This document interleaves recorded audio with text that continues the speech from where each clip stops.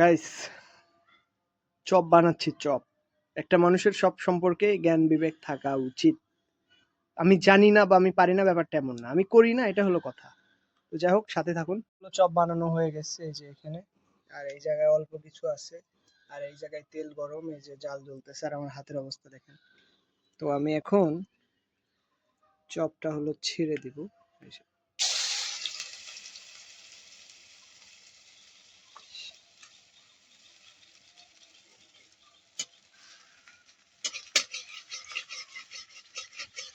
এইভাবে দিলে তবে তেল উপরেও যাবে, আর উপরে যখন শক্ত হয়ে যাবে তখন আপনি এটা এই যেভাবে উল্টাতে পারবেন। এই যে,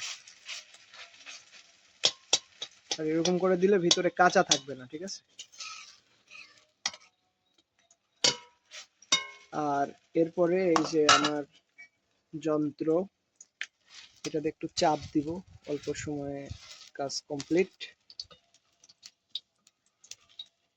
এই যেটা তুলে এই যে পরে দিয়ে দিলাম, এরপরে এখানে উঠালাম।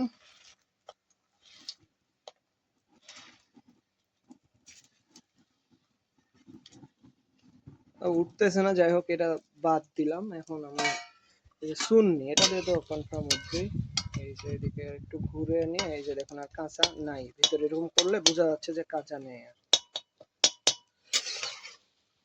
এই যে এভাবে এখানে ধরে থাকতে হবে যাতে এই যে তেলগুলো চপের সাথে উঠে না যায়।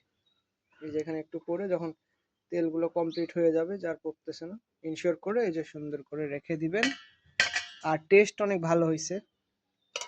তো ধন্যবাদ সবাইকে, খোদাফেজ।